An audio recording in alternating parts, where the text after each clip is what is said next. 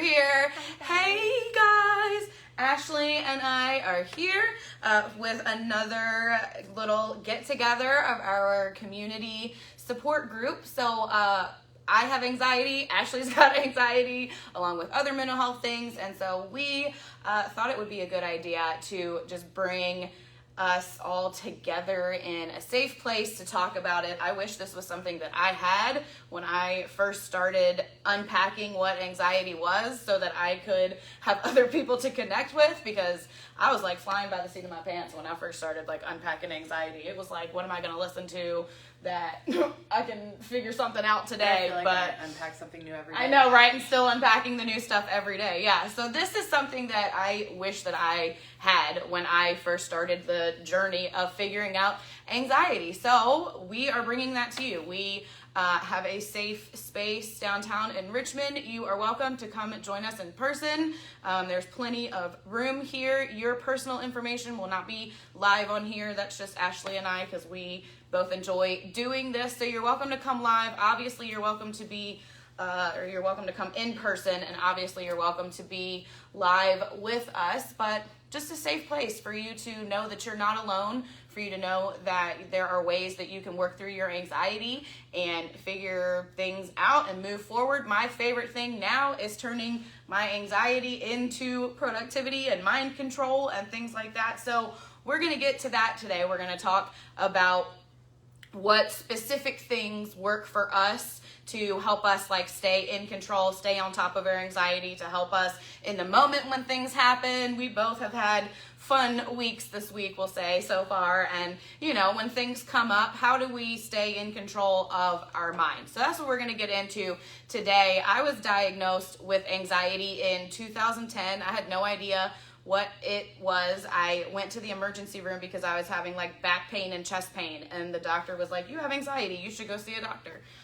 So I went to see a doctor and went through a long process of learning that I had anxiety and learning what kind of medication worked best for me. And now I'm on a process of learning what mind-related things that I can do. And so as a part of that, we're getting this together for you. So we are going to get into the specific things that work for us. So Ashley's going to tell you a little bit about her anxiety, the things that work well for her to keep her in control of her anxiety. And then I'm going to tell you a little bit about the things that I do. I imagine some of the things that we do are probably similar, if not the same. And some of the things that we do are probably pretty different, because different things work for different people, and what it all boils down to is whatever works best for you and keeps you in control and your mind in check. So you might hear some similar things when we both share. You might hear some different things when we both share. So Ashley's going to let you know about her anxiety and what works best for her. If y'all have questions while we're talking, let us know in the comments. We want to get to your questions and answer your questions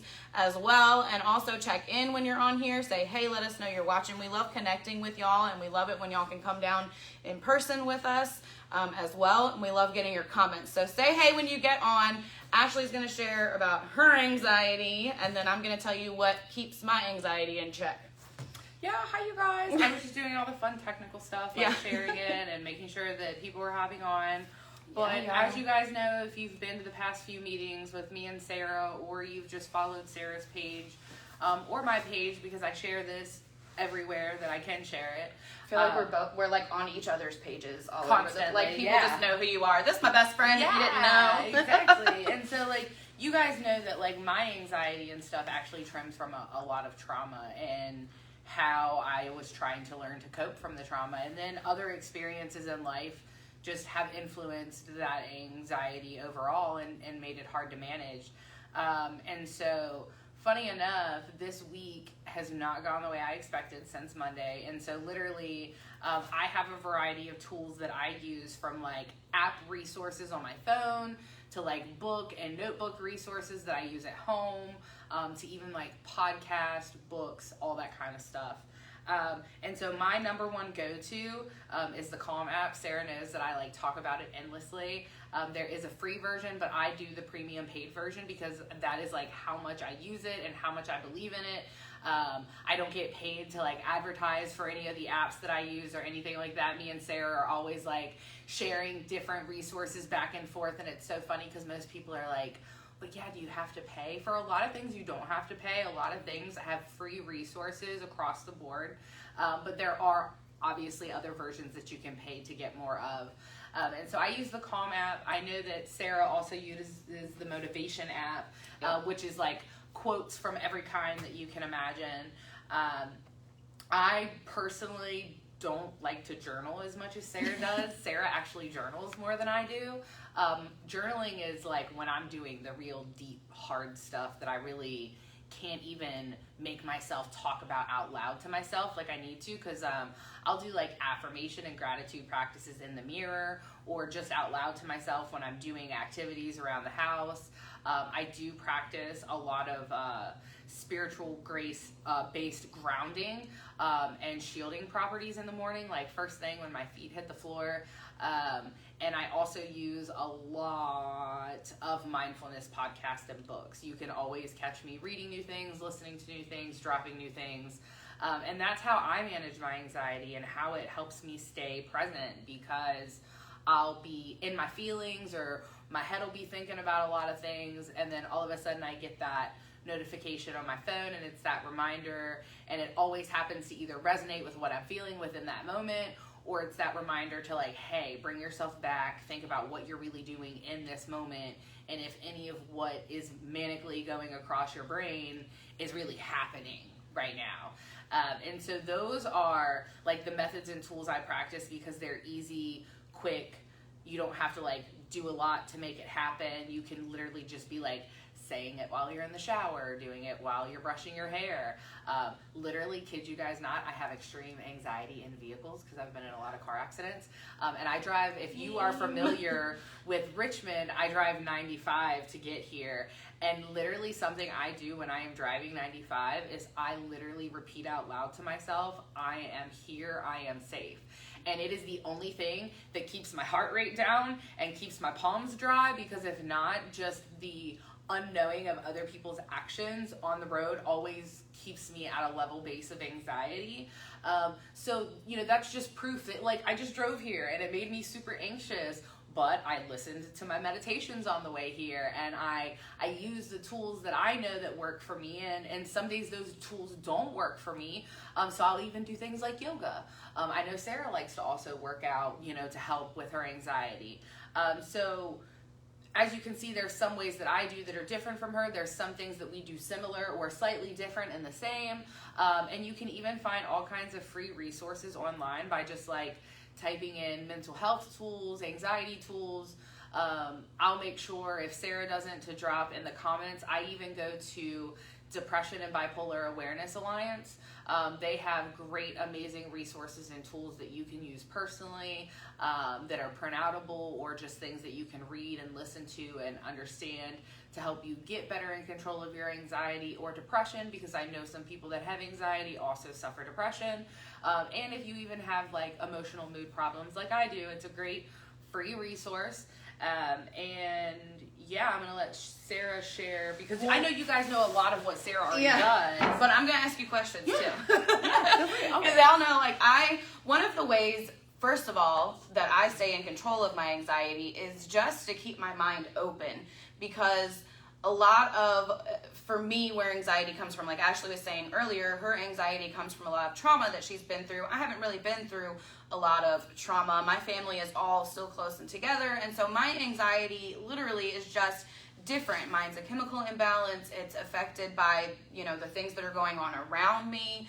And so one of the things that I love that you said is that some days something can work for you and some days something might not work for you. Yeah. And it's so true, because you are feeling different in different days. You're in a different mood. And so I like to make sure, like you were saying, with having podcasts and things like that, I like to make sure that I have that kind of stuff like stockpiled, and like I have it ready to go. Like I know what podcasts I'm subscribed to. I know what YouTube channels I'm gonna be subscribed to. Yeah, because if you're like in it and it doesn't work, you need to have like the next go-to, because if not, you're gonna get lost again. Right, you're gonna tune it out and get back into that mind spiral again. So I love that you pointed out that it could be different from day to day. So making sure that you know yourself and you're aware of what your thinking is really, really helpful. And that's why I love journaling so much, because that's how I learned how to become aware of my thoughts. Even just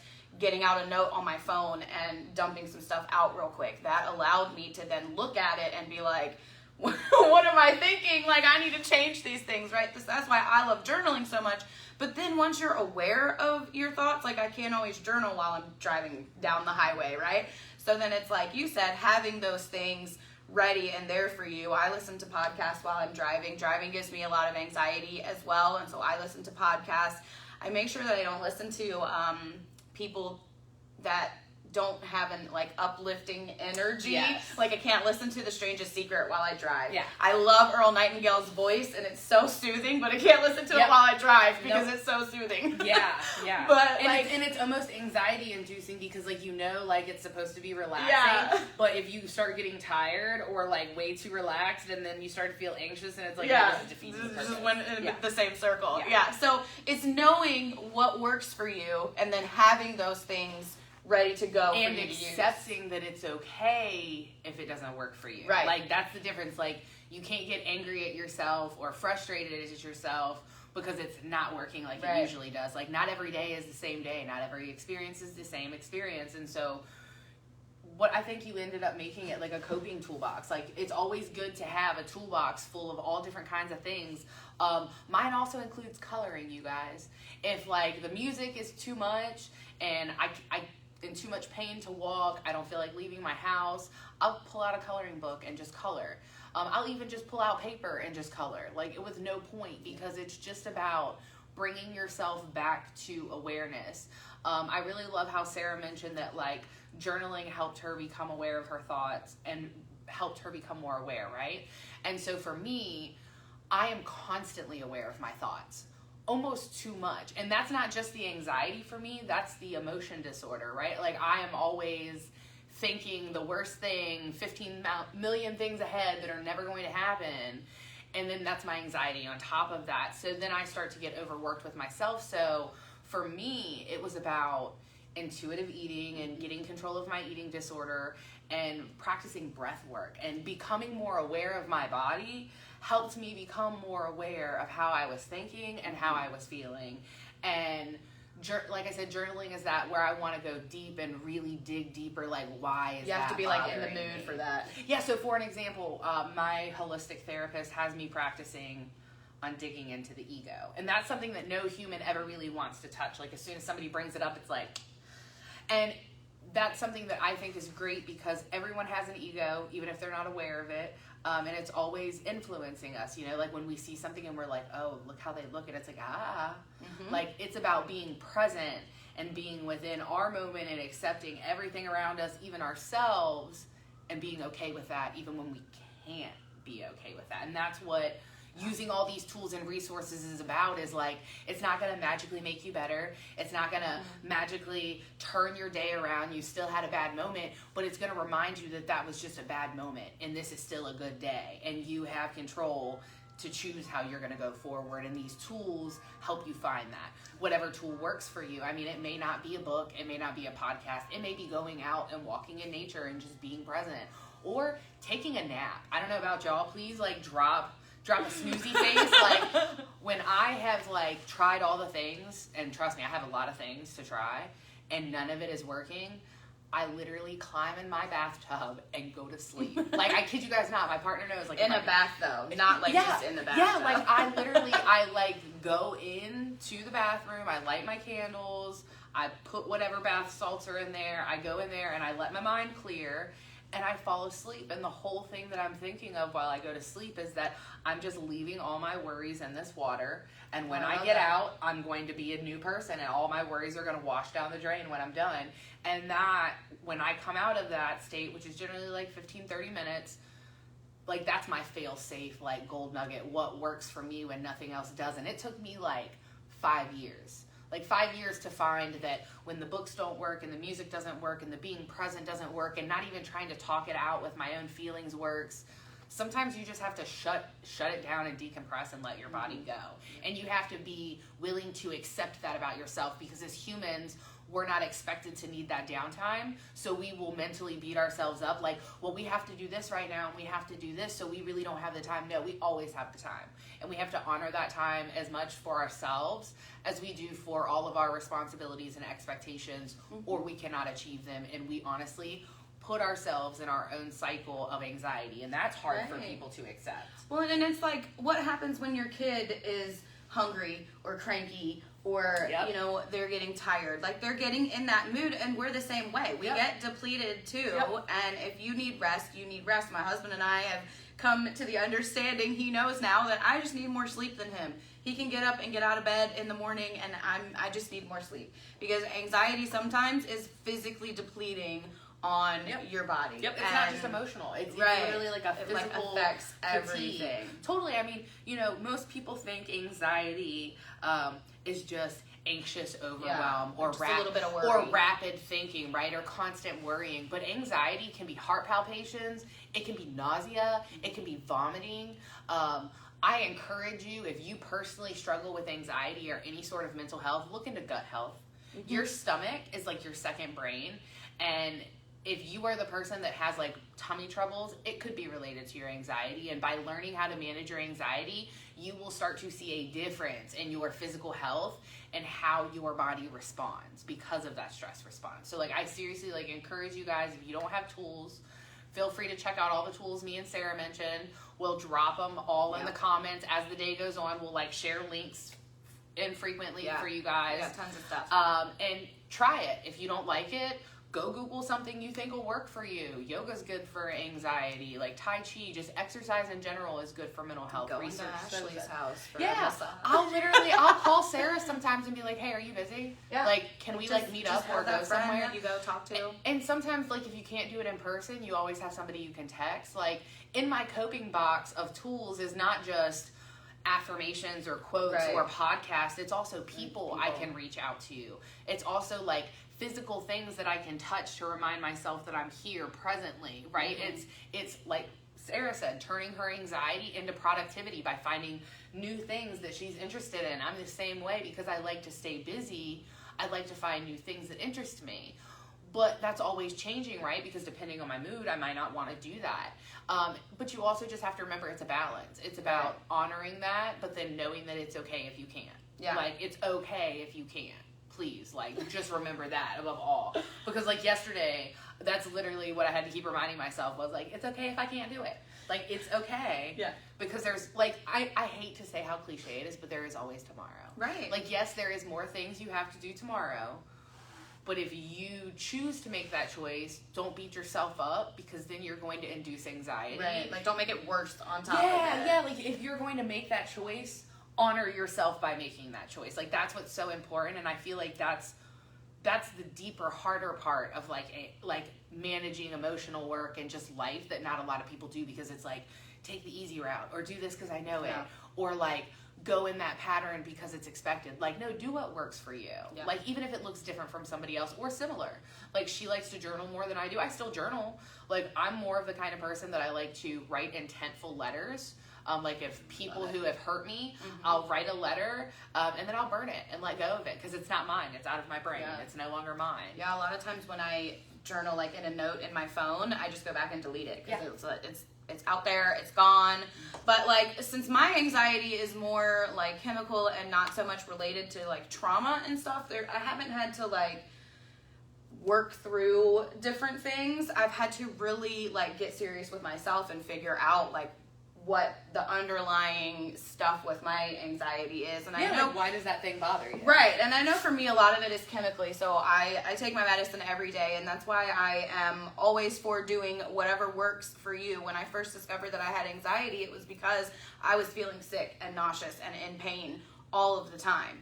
And so I'm going to tell you what works for me, the things that I do, and then there's still things that I have in my mind that I'm going to point out that Ashley said. But the first, like the biggest thing that I turn to, and y'all hear this all the time if you follow me on the Daily Drive, and you heard it today because that's what we talk about on Wednesday. But the biggest thing that I turn to when I'm aware, because again, my thoughts can be, I could be sitting thinking about something that has absolutely nothing to do with anything for like an hour before I realize that I've just wasted an hour thinking about like some random thing. And so when I become aware of that, when I'm aware that I'm thinking that, the first go-to thing that I do is always redirect with gratitude. I always switch those thoughts around with gratitude. And I touched on this morning on my daily drive. The first thing when I'm feeling like it's out of control, it's a fact that you can be in control of your mind. It's a fact that you can take control of your energy. There's not anything that says opposite. Like you can take control of your energy. And so even when you feel out of control and feel like you can't, you can. And so the first thing that I remind myself is that I'm grateful that I can take control of my mind. I'm grateful that I can stop right now and take control of this moment and switch my thoughts to whatever else. And then I just build and compound all of that together and keep thinking about gratitude until my energy is shifted. Another go-to that I do, like Ashley mentioned, is just breathing techniques. Anxiety comes with increased heart rate and, breathing heavy a lot of times. And so one of my first go-tos is also just breathing techniques. And that's something that you can do. Like you don't always have to sit down and meditate and breathe. Like that's something that you can do while you're driving. When you walk. Right, that's something that you can do like any time. When I'm driving, I literally am like calming my breathing, especially if I'm like in traffic or but it's a whatever's great way to going help you on. stay present because you're having to focus on your body and be in that moment and not be caught in the autopilot thoughts that you're not even know that you're doing because you're just like in autopilot driving, so it's normal. Like I was doing it on the way here before I put on the music that like helps me get in the zone. This song had come on and like all of a sudden I literally felt my brain shift and I wasn't really driving with intent anymore. I was driving in I know where I'm going, and I was like thinking about my appointment for Monday and how I had to accept things about it. And as soon as the song shifted, it happened to come on to one of my songs that like really helps me stay focused and centered. My brain was like, why are we thinking about this right now? Right. Where are we driving? Yeah. And then I was like, I had to like remember like, oh yeah, I'm headed to the meeting right now. And then I realized I was zoning in on my breathing and remembering where I was. And it was like, I don't feel anxiety when I'm in that autopilot, right? So my brain just wants to go into it because then it's not my body and it's not feeling overwhelmed, but then I'm not being present and I'm not being mindful of like my jaw being clenched, which is not going to help my head, my shoulders being tense, which is not going to help my back. And it's just remembering that like when you're not mindful, that's okay. Like when you're not present, that's okay. But when you catch yourself and being like, hey, I have the choice right now. Like I have the choice. Like be grateful for yourself for that moment. Like Sarah said, because it's literally, science will show you can research it, and Sarah says it all the time on the Daily Drive, that gratitude practice literally changes your brain and it helps you release different hormones. So by taking that moment to be grateful for yourself, for having the opportunity to like even catch yourself, trailing off in thought or being on autopilot, you're loving yourself and honoring yourself and giving good feelings back to yourself, which is what you're already struggling with to begin with. So you're just more positively enforcing that behavior that you're trying to learn and override on your brain. So it's just like a more positive influence. Yeah, and it just changes your whole like makeup going forward from there. So gratitude and breathing practices are always my first go-to things when I'm feeling anxiety. And when I first was diagnosed with my anxiety diagnosis has changed over the years also, because when I first was diagnosed with anxiety, it was just a general anxiety disorder. And then it evolved into a panic disorder where it was more panic attacks than feeling anxiety symptoms. And then it went into like just more anxiety. And when I have a panic attack now, it is light years from what it was when all of this like first started to uncover for me. And that's because I've learned how to use that breathing and to go to those things first. So gratitude and breathing are always my first go-tos. And then, like Ashley was saying, sometimes things work really well. Sometimes you're having one of those days where they just don't work. If it's not working for me, I reach out to someone. Usually it's Ashley, and this was something that I was going to touch on as well, because you're like go-to friend. You're my like go-to friend when like I need to talk to someone. People. And so your go-to friend that you talk to needs to be the friend that is honestly there for you and looks at things objectively, not the friend that you go to and tell them how your day's going and they want to tell you how to change it and what you can do to be in control of. Anytime I go to Ashley and tell her what's going on, something I've just gone through, something that's happened, the first like response is always like, you know, I'm sorry that you're going through that. I can understand how that's happening. Like it's understanding and acceptance. It's not the friend that's going to put more anxiety on you, really, because when you just want to talk to someone and that person is trying to tell you how to fix everything or do it the way that they would do it, that's going to give you more anxiety on top of that. So that friend that's your go-to friend, it's also my mom sometimes, because we all know Linda's got a mouth on her. Well, because parents, as much as parents, and so that's why, like, I encourage you to, if you have, like, if your go-to person is a family member, I encourage you to find someone. Feel free to keep that family member, but find someone who is not a family member and also have them as your go-to person, because family is always going to want to interject and always want to share the best. And I'm sure, please drop in the comments if you have a friend that even when you go to them and you try to talk, they're just like, oh yeah, I remember what that's like, blah, blah, blah. Sure, sometimes I know, especially for people who have like ADHD issues, it's like cognitive, like relatability, where they're just trying to be like, I'm relating to you, but they aren't taking in the fact that you're not trying to be relatable in that moment. You're trying to be heard. So being a sounding board for someone can be extremely powerful. If you do not have somebody in your life like that, I encourage you to find somebody. And I encourage you to become that person too. Yeah. Because when you can start to hear other people better, you start to hear yourself better. And that's the whole point of being a sounding board. When Sarah comes to me and tells me what happened, it's, yeah, I'm sorry that happened to you, and I can totally relate, but why do you feel so triggered, or why does that make you so upset? Like, who is that person to you in reality, long term, over the spectrum, to really be influencing you in that moment? And I wasn't just born with that, you guys. Like, I took a lot of classes on mindfulness. We've had to learn all of this. On how to learn how to be like, hey, you want to be heard. I'm going to hear you. I'm not even going to make face expressions. I'm just going to look at you and I'm going to hear you and I'm going to take you in. And everybody should have that. You shouldn't be able to only find that in books or whatever else. You should find that in a person, because if you have not looked into it, look into the pillars of wellness. Wellness is not just the food you put in your body or the exercise that you do every day, or even your faith or spirituality. It's also how you socially interact with people as well as so many other things, financially and otherwise. And so if you don't have that social person that you can go to, I encourage you to find it, because ultimately what it's going to give you is, like I said, family's great, but they're always going to want to have things be a certain way for you. And you ultimately just want to be heard, right? Like, you just want to know that, like, the way you're feeling and the way you are is okay. And it's okay to get lost in it. It's okay to have felt that way.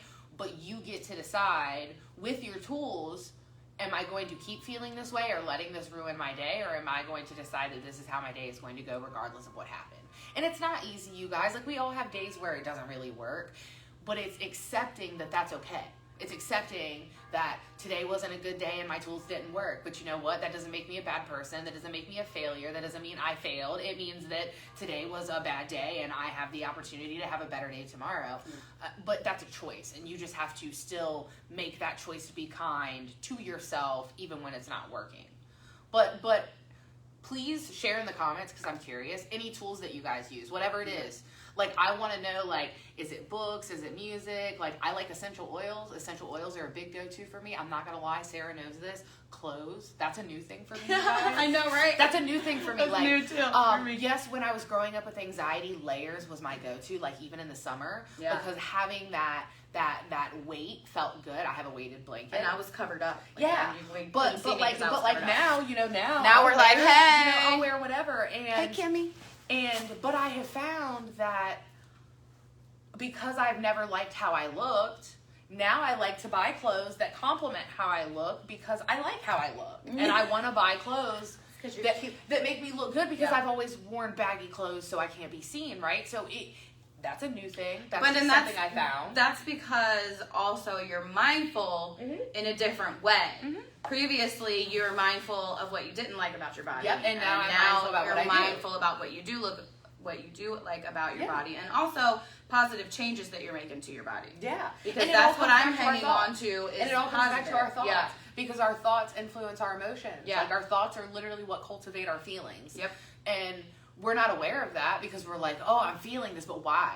Like, why are you feeling that, Yeah. right? But we don't ever really want to think about that. It's just like, oh, I feel that way, but why do we feel that way? And that's why I like to journal so much, And and that's what should why help. it helped me become aware of my thoughts. Because sometimes when you have anxiety and you're in those emotional like moments, it's hard to pinpoint why you're feeling anxious. And like, I've told my husband before, like, I don't know why I'm feeling anxious right now, but there's a reason. And if you really sit down and do the work for it, you can figure it out. And so usually when I am feeling like that, that's why I journal, because then I'm seeing what are all the thoughts in my mind, and it might be a list of 30 things, and I can see, oh, well, here it is, right here is this one thing that's in the back of my mind that I've been telling myself that's not true, that I need to change now. Literally science proof, you guys. Science tells us, it's a psychology trick. Yeah. If you were just constantly thinking about it, like literally if you're just constantly letting it roll over in your head and you're not trying to put it anywhere else, you are never going to stop thinking about it. Yep. You are literally just going to keep cycling and cycling and cycling and cycling. And it's why literally any coach, therapist, psychologist, anybody you go to is going to suggest journaling. Because when you put it out of your brain, whether it's physically, verbally, whatever, you're literally putting it somewhere else. And your brain takes that as, okay, I don't need to think about it Like, anymore. it's literal. Yeah, like, so the more you do it, because, like, yeah, people are going to be like, I could write it 15 million times and it's still there. It's like, keep writing it. Yeah. But you can't just write the word or the feeling. You got to write about why. Get it You all really out. got to dig deep. You know, it's not just about, like, I really hate to say it, but you have to be careful with your coping skills, because your coping skills can become a dependency to not move forward. Right. Because it's just like, oh, this makes me feel good when I do this, so I'm just going to keep doing it. But then you never actually address the work on why you feel that way. Eventually, that tool is going to stop working and that overwhelm is going to build, and you're going to be like, well, it's not working anymore. Let me find another way. Yeah. And then you're like, I'm not going to lie to you guys. That's how I became a former addict. I'm a recovering addict of 10 years.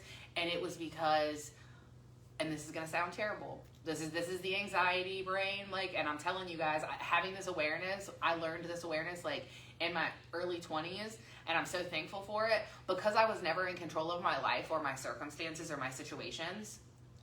Because I made the choice to take the drugs, I was in control. Yeah. It didn't matter how the drugs made me feel. It didn't matter how the drugs made me act.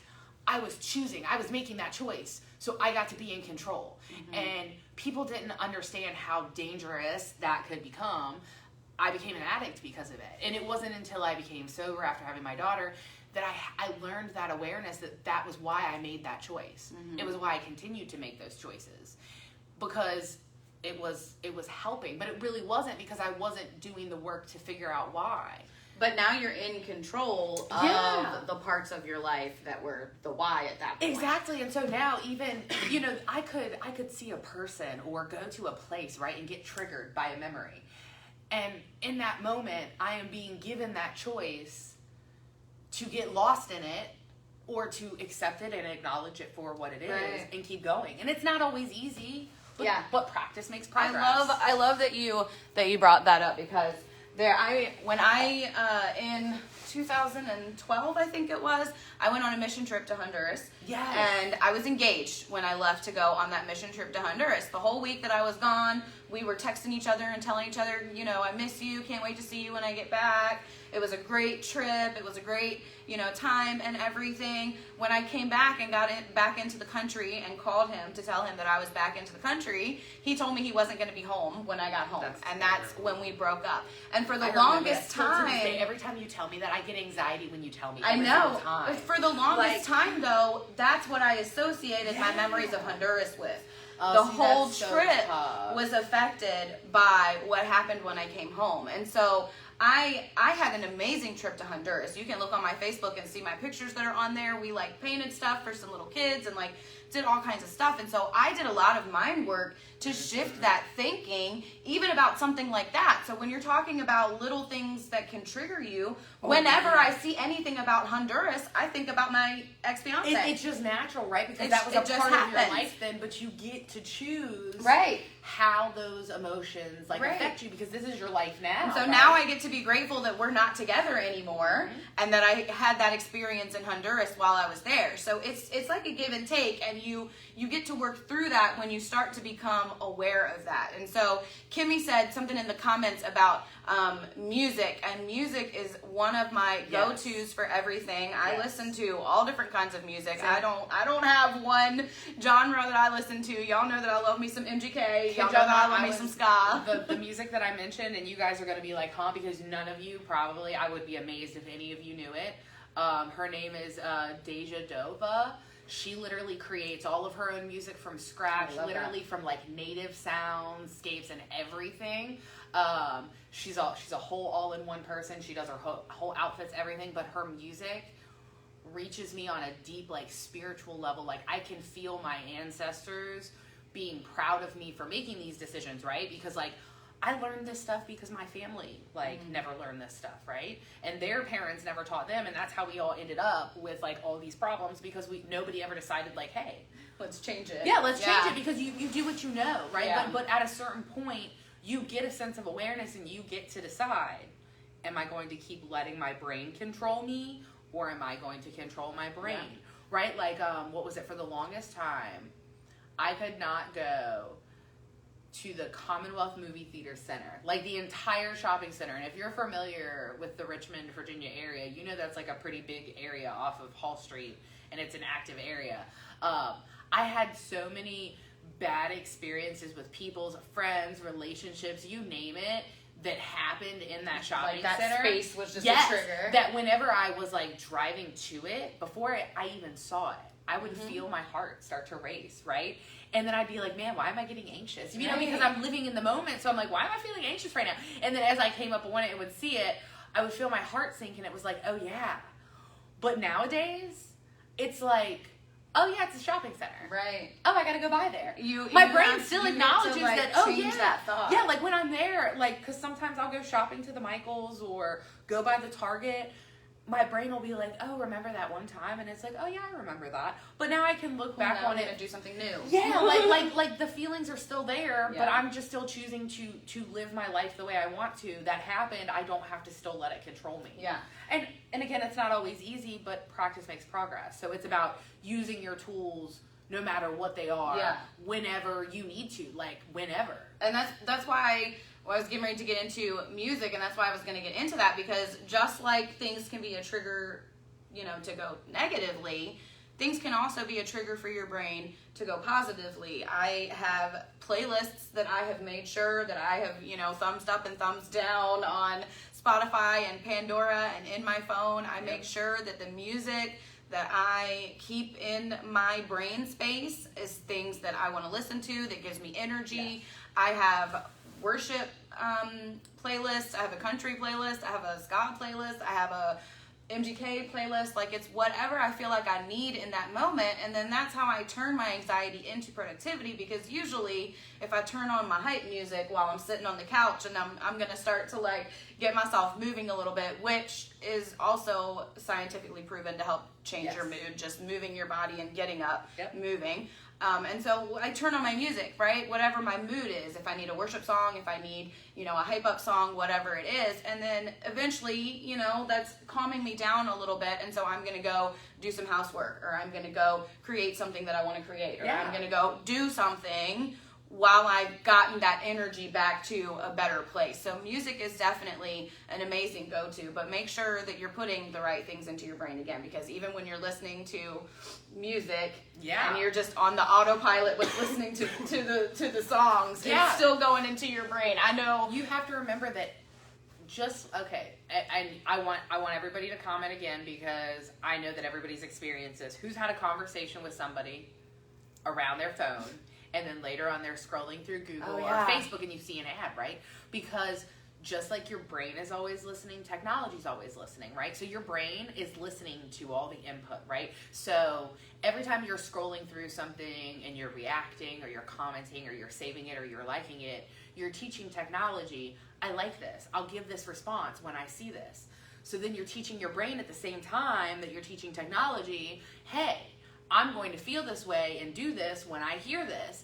And it doesn't matter if the beat of the music is good, your brain understands words. So you have to be, and I am one that listens to some crazy ass music. Listen to it all over the place. But I am also somebody that really enjoys no lyrics, like no instrumental, lyric music. Just instrumentals, everything from heavy metal to calming, like everything, because your brain really does learn what you input it.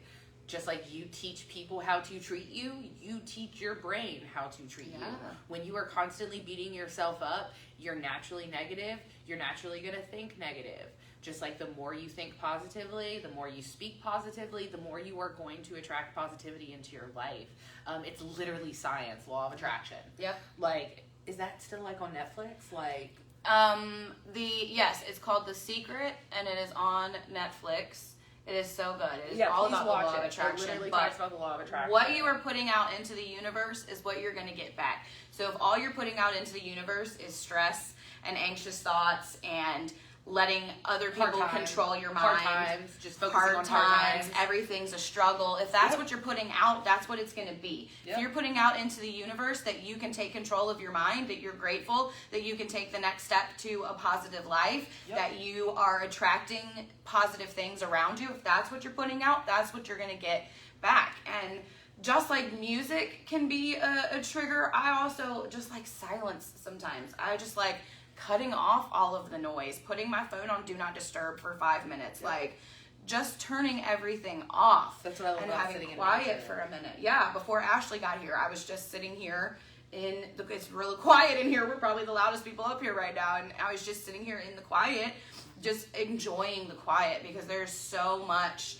bombarded at us all the time. And so I want to get to one more thing that you mentioned, and then we'll wrap up. I don't think there's been any questions. At questions. And I gave a suggestion. Okay. To Kimmy on keep putting in the comments what you do. We're gonna go back and share some stuff with y'all throughout the day. But one of the things that I want to get to with you that you mentioned, and that I know where it comes from, but I want you to explain it, is your mirror talk and your high five in the mirror every day. So like you guys know, if you follow Sarah, she's big on Mel Robbins, and so am I, because outside of my mental health issues, I have chronic autoimmune health issues, and essentially, I have to, learn to accept every day that every day is going to be a new day. Like, as somebody with mental health who needs routine, who needs that consistency, I've now had to accept that, like, my life is never going to be consistent. I'm always going to wake up every day with new limitations, new physical differences that I have to learn to be okay with. And that's a whole new type of acceptance. And so getting to know Mel Robbins on a more deeper level, who really goes into brain psychology and understanding how your brain and your emotions influence your physical body, has helped me learn to understand that the more I refuse to accept who I am physically, the more I am still emotionally going to struggle to accept myself, and I'm still never really going to be at that level that I want to be at, right? And so Mel Robbins does a lot of things, from like the 5-second rule.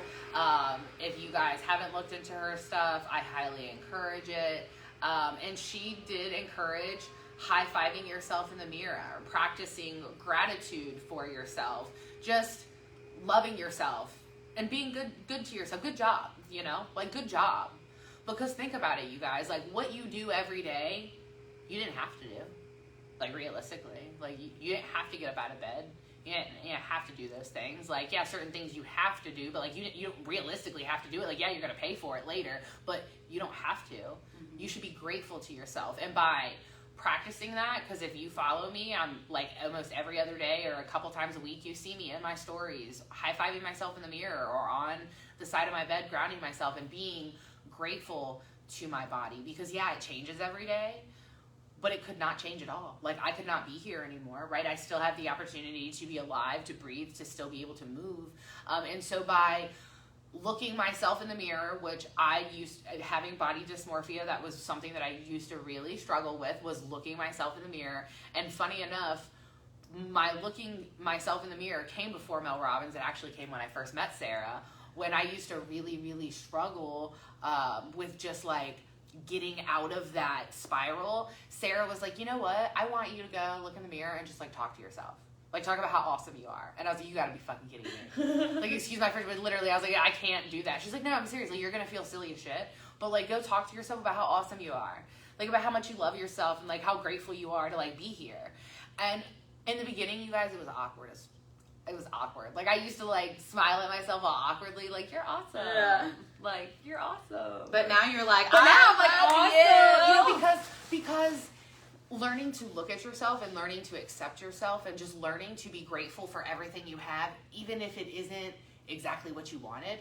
I think you've talked about that before, or we've talked about that, how, like, when you have a dream or an idea, right, your brain paints it in this certain way. Mm-hmm. So when it actually happens, you may not even see it because it wasn't painted the way your brain, so you're like, wow, I'm not feeling the way I expected to feel. But you should still be grateful because you still, in a way, got what you wanted, what you need, but just learning to be grateful for the little things. I'm just grateful that I get to meet up with Sarah here a couple of times a month, right? Because I love spending time with her. And at the same time, because of us being grateful for each other and the quality time we get to spend to each other, we've been able to create something to share with you guys, all these tools and resources so you can better understand yourself and better just live life the way you want to live it, because that's what it comes down to. Your anxiety, your inability to be present prevents you from living the life you really want to live. And that's what this is about, is giving you guys the tools and the resources and our experiences that are maybe relatable to your own, or just maybe reminds you that, hey, there's other people that have had similar experiences to me, and if they're able to do it, like, why can't I, right? Like, I remember 2 years ago, 5 years ago, especially 10 years ago, I never would have imagined I'd be here where I am, doing the things I'm doing, saying the things I'm saying, being able to overcome and accomplish the things I can. And it's all just taken work and accepting that when you can't level up, it's okay. And so, like, I really hope to hear from you guys. Or that the next level is coming in a different season. Yeah, like, you have to accept that sometimes like you're the not, seasons. If you're not being where you are right now, that's okay. Don't stop working toward it, because eventually you're going to be where you want to be. And it may not look the way you thought it would look, but the feelings are going to be there. And that's what you want to be, is you want to be present in those good feelings, not present just in those bad feelings all the time. And that's the thing. Negativity is just a cycle. Nothing comes of it, right? Bad just follows bad. If something bad is going on, all you can do is try to make it better. But if you just keep thinking about the bad things are going to come. And so I really hope that you guys either find some of the resources that we shared helpful, or I hope that you guys share what you find helpful. Like, I'm really excited to hear what you guys are using, because I'm always looking for new things. Yes. Like, my toolbox is never ending. I'm almost 30 years old, and I don't just have this magical box with everything that I'll ever need. I'm constantly throwing things out and adding things in, and just accepting that it's okay to not be perfect. It's okay to not have it right, but just being grateful for who I am and practicing that every day for myself just as much as other people. Yep. I love it. I love that. I'm going to finish us in just a second on self-talk. So think about what your favorite positive self-talk is. But I love that we touched on so many different things. I love that you talked about getting into the bathtub and like letting it all go and like letting that worry go down with the bath when you get out. When you walk in the rain. Yeah. Anything. Walk in the rain, like, Visualization, guided imagery is so powerful. oh, yes. Do what works for you, what makes you feel calm. If taking a bath doesn't make you feel calm, sometimes making a bath makes me feel more taking a bath makes me feel more anxious because I have to clean it first. Yeah, and then the And water. clean the bathtub first, and then I gotta clean it after, and so I don't really want to. So it's all about doing what works best for you, but in order to know what works best for you, you have to be open to trying those things. And so that's why this journey for me is called Becoming Unlimited, because anxiety comes from putting things into limitations. And when you're open and unlimited to what's available and out there for you, you're going to find new things that work for you. So where taking a bath regularly works for somebody, it doesn't work for another person. Just like so, journaling works really good right, for her. journaling It's works only well. good for me during And certain journaling, times. like you were saying too, journaling works better for me on some days than it does on other days. Yeah. Some days I know I some can't days even you're get my outside mind more. to journal. I know Some days I sometimes go you're outside outside with more. Elliot. Like, Yeah. it's what works for you and what helps your anxiety. The only way that you can go wrong with this is if you're continuing to put the negativity out Or if you're not into even your trying. life, or if you're not even Yeah, trying. that's the only way right? you can, like, If fail. you're moving forward in a positive way, looking for growth, doing things to move you forward, then you will get your mind in control, and it will become easier the longer you do it. That's why it's called a practice.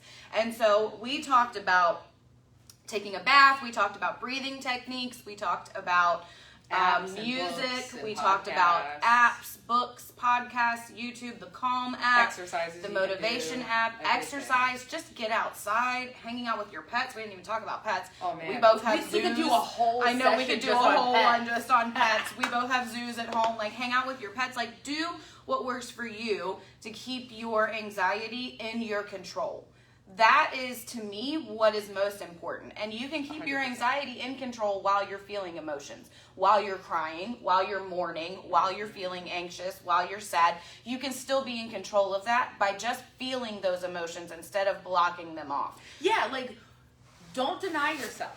Like, keep in mind Yeah. that even though what you think and what you feel you're bringing in, like, don't deny yourself feeling sad. Don't deny Yeah. yourself to feel angry just to bring in more positivity. We're like, supposed to show up and be you strong need and to all feel of that, it. but You need to feel it and accept it and let it go. you're continuing the anxiety by blocking yourself from feeling those emotions just because you think you have to be strong or whatever it is. So Yes. I ride the emotional wave. If you see me on my stories, you see me crying, you see me happy, you see me with my bearded dragon. I ride the emotional wave, and I do what works for me in that day out of my bathroom, toolbox of Sarah things. knows my bathroom is like my go-to place when I'm like post meltdown. Like, I've had my moment. You'll catch me in my stories like, "Hi guys, in the bathroom." Like, had my moment, but I'm better. Yeah. Like, I'm better. Like, we Yeah. all have places and methods and all different kinds of things, but it's accepting it. Like, Right. not beating yourself up. Like, society's never going to accept you, so just forget about Yeah, it. just Like, accept yourself. Accept yourself. We accept you, accept yourself. Yeah, like, and like, I hope if there's one thing that you guys have taken from these like groups and these meetings is that like the only person judging you like is you. Like, yes, other people naturally are going to judge you because that's the human brain, that's the ego. Just like I mentioned, like, I'm working on that myself because like I'm a recovering perfectionist, so my ego is a big thing. And so just honoring yourself and accepting yourself and feeling it and letting it go is ultimately going to serve you more than just denying yourself and just being like, okay, I'm just going to sit here and just take it for what it is. Like, because you already know how it feels to cover that up. Yeah, Like I think back to like middle school, high school, everything Yes. when I was scared to be who I really wanted to be because people were going to like judge me or whatever. But like, it doesn't matter. Do what works best for you. Protect yourself, protect your inner peace, and use your anxiety as something that can be positive for you. Don't look at it in a negative way because then you're just going to stay in that cycle. So, you know, music, breathing techniques, meditation, apps are available. We'll drop some in the comments. We both love exercise, Mel Robbins. Yes, exercise. Just get outside. Just get up and move.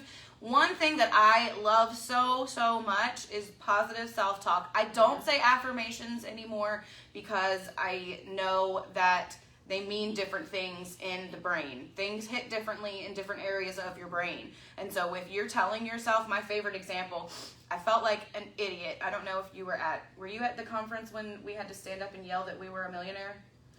I felt like an idiot standing up. They mean well, okay? Yeah. They mean well. The affirmation is that I'm a millionaire. And the hope is that if you're telling yourself that I'm a millionaire, then you'll become a millionaire. But that's not really how it works. Your brain knows you're lying to yourself when you say I'm a millionaire and you're not a millionaire. So they had us standing up yelling, I'm a millionaire. And I was sitting here like, no, I ain't.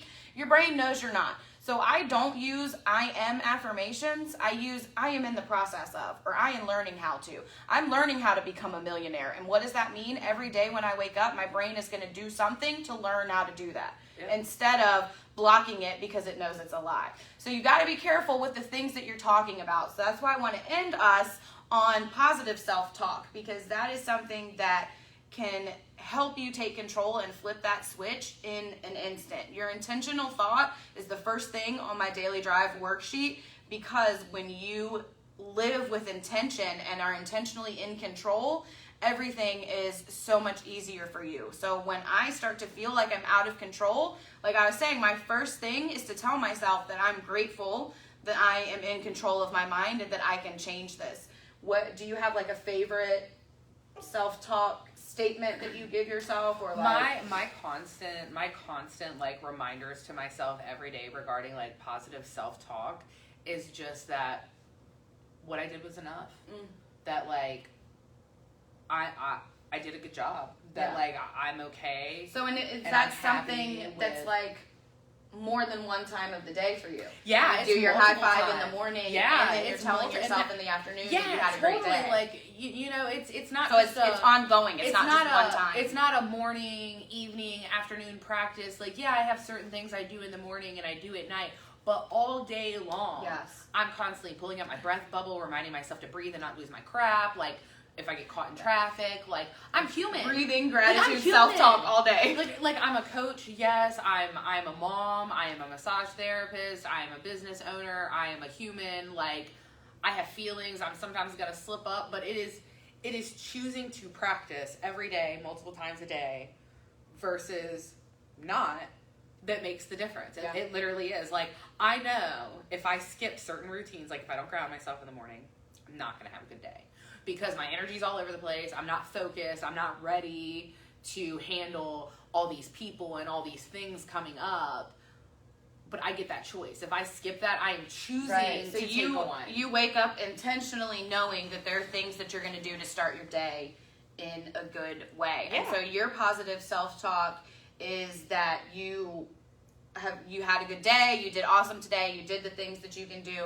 My positive self-talk always goes to gratitude, first of all, and then it goes to honoring the parts of my body that I tend to not like as much. Telling myself that I'm grateful for my legs, my thighs, my stomach, whatever it is. It's honoring those parts of my body that I'm not usually grateful for. And that allows you to start that energy moving in that direction. So really, to stay in control of your anxiety, it's just learning who you are and being aware of what works best for you.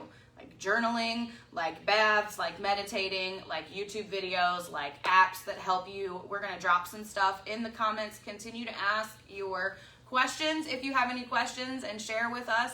We have some August dates coming up, so look out for that. We will be back 2 times in August to do this again. But just remember that it's all about what works best for you. It's all about knowing what you need to do to redirect in that moment and then being in control of that.